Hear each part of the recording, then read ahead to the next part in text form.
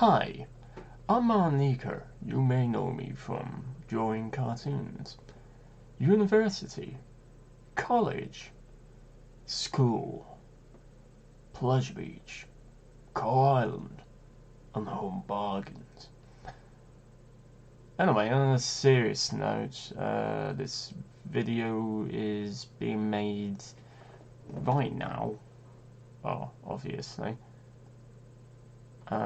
to sort of convey something for a later date, a lot that I have to get off of my chest. I'm going to chop the video up bits here and there, so you might see some things freeze, you might see some jackets change, you might see some clothes end up changing, the room might end up changing style, but I'll try and put the relevant information between the video so I can kind of explain to you exactly what's going on, what's got me conflicted. A lot of people are probably saying, Martin's saying some really worrying things about the fact that he doesn't really value himself as something. It's like, I'm everything but nothing, and lots of sort of conflicting metaphors. And the fact of the situation is that I think I discovered something which is really quite ultimately earth-shattering for me and probably everybody around me, and it is completely not what you think, and it's something which is not on the radar whatsoever.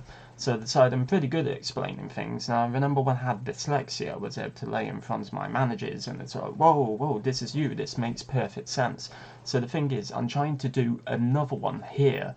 I'm trying to get you to listen and trying to get you to convert to the idea of what I'm going to bring up here, and it is as wild and oxymoronic and as far-fetched as you can possibly imagine. And to be honest, it's not actually as serious as it sounds.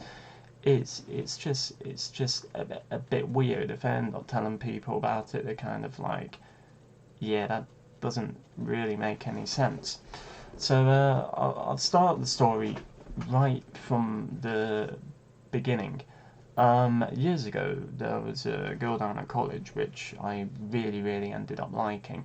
I became friends with her, and it seemed like we would hold hands and sort of go around and sort of like, you know, just hang around during college and stuff like that. And we had so much in common, and we connected on such a extreme level, in my opinion. And you know, it almost seemed like we were dating, but we weren't.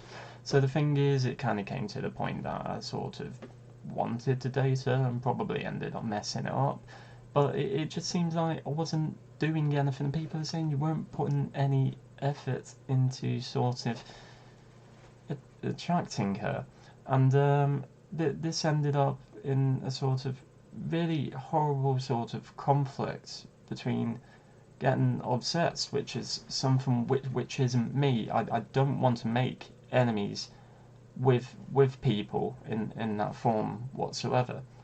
So it'd be a degree of getting upset, but at the same time being really quite happy for whatever people are going. So whenever I ended up communicating something, I ended up saying, yeah, I'm happy for you. That's brilliant. That's great you got a boyfriend. You know, that's fantastic. Directly underneath there'd be an underlying message which I didn't realise I was conveying, and in body language, which is the opposite. And it just kind of switched on at a point where it kind of seemed like it was too late, you know. All of a sudden I was kind of losing a friend and she was gonna kind of go away, and basically I try and you know, I was pretty sure there was my soulmate. So I just thought that was a toxic part of me that I just wanted to kind of block out. I genuinely believed in the idea of the mental constructs of the friend zone, which a lot of people are probably going to go, oh, I'm switching it off now, that's a load of crap. Yeah, it is. Yeah, it is a load of crap. That's what I come to discover, and that is the sort of earth-shattering thing, that there is no particular gap of time to end up dating somebody before they see you as somebody else. It's quite a simple fact of sexual attraction, and the sexual attraction works with both ways, obviously, with one person flirting and the other person flirting back. Now this is where it gets a little bit complicated. I end up talking about the kind of thing, how I value friendship and how I hate this friendship zone. You know, it's absolutely terrible, the friendship zone, even though it doesn't exist. I mean, actually it doesn't exist. I've got proof now that it doesn't exist. I've been trying to prove throughout my whole life that it does exist. But it turns out the joke's on me. I'm the other way around. So essentially, to describe it, somebody ends up coming up with a word.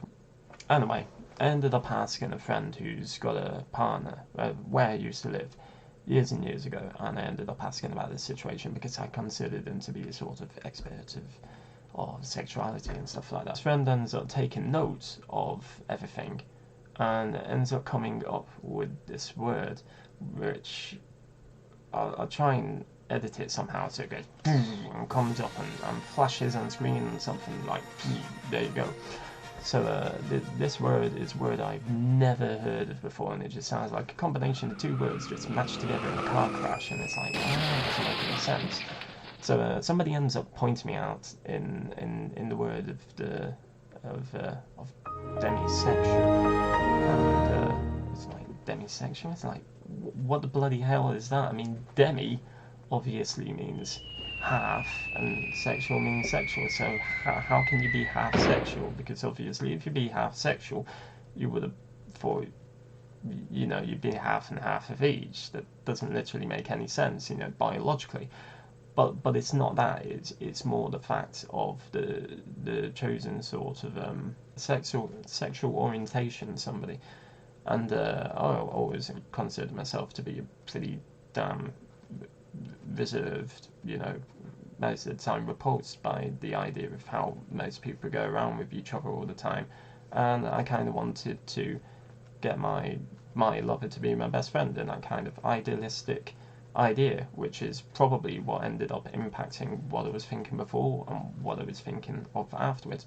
So I ended up finding on the word demisexual, I ended up looking at about 3 different articles about it, and I did end up finding out that it involves that you're not aware of people which are flirting at you, and you don't flirt back. So essentially what ends up happening is like 2 magnets pointing at each other. You know, the same magnets, like a north and a north, and it's like, it's just not working. And obviously one person is going to flirt, and if the other person doesn't flirt back, there's no reaction. There's no reaction whatsoever. Those people don't know they like each other.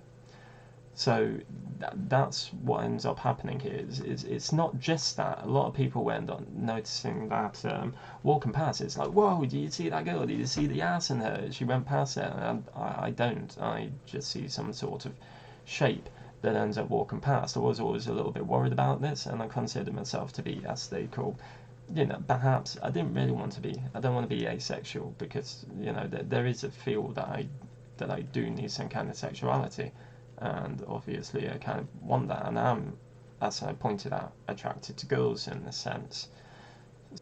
Once again, getting it difficult. You can tell I'm getting a bit nervous about this and perhaps a bit emotional, but I'm going to try and cut this up afterwards and probably try and keep some of the really good bits in, and maybe some bloopers to try and make the best sort of the best kind of video presentation about it.